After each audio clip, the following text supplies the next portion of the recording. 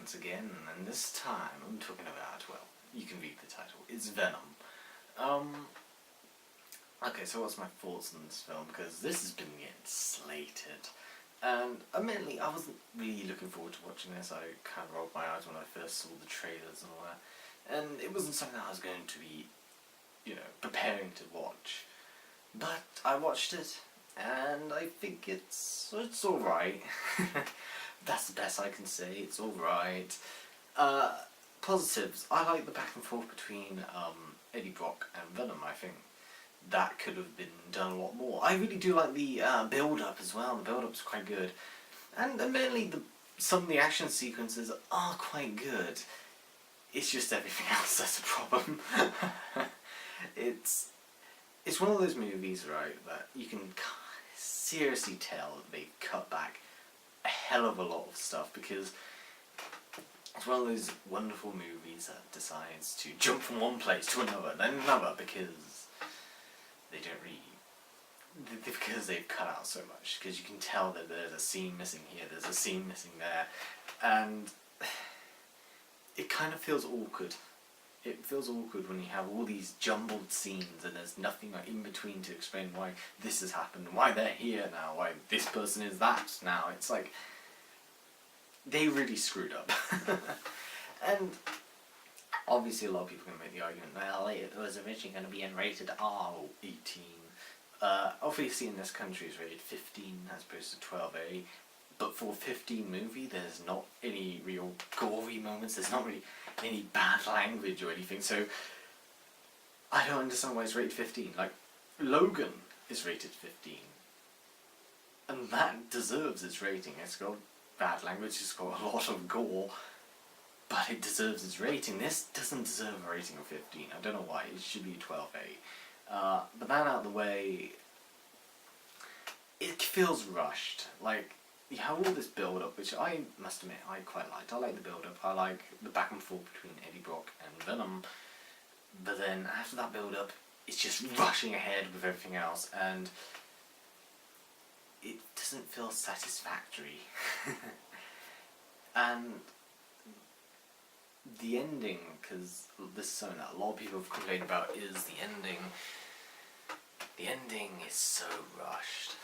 It is so rushed. It's so everywhere, all over the place. There's no real thought. There's no real planning. There's no real structure.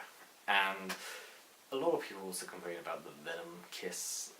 For those who don't know, Venom kisses Eddie Brock, or She-Venom, technically speaking.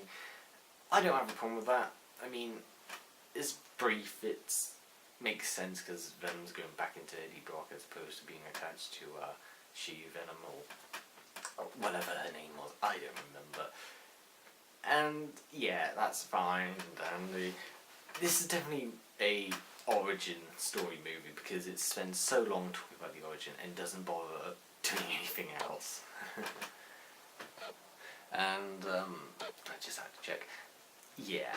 You can tell this is an origin movie. You can tell they really did not want to go too risky at all, and they're setting up for sequels. Clearly, if the end credit scene or the mid credit scene, I should say, doesn't tell you already, the main villain couldn't care less. He's just a guy in a business suit who then gets infected with Riot symbiote. Which, let's be honest, who really cares about symbiotes like Riot?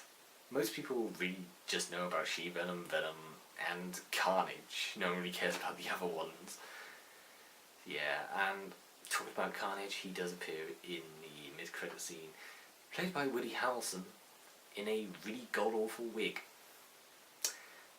I think the issue with this movie is I don't really have much to talk about. I basically summarised most of what I thought of it, and yeah, it feels all over the place. There's a lot of scenes missing. There's a lot of stuff they could have cut, because at the beginning they go from one time period to another, and it's like, why not just start off with Eddie Brock having already been fired for reporting on this, I forgot the name of the bad guy, I'm just going to call him Riot, because why not? Why not start off with that as opposed to starting off with his career and then building up, or just showing off his career, then getting him fired within a minute and then showing him all really down in the dumps after being fired. Why not just start off with him, the aftermath of being fired? You know, we get a few clips of what he used to be like, and then of course we see him now and he's already been fired. I feel like that could have been better. Like, this could have been a whole lot better.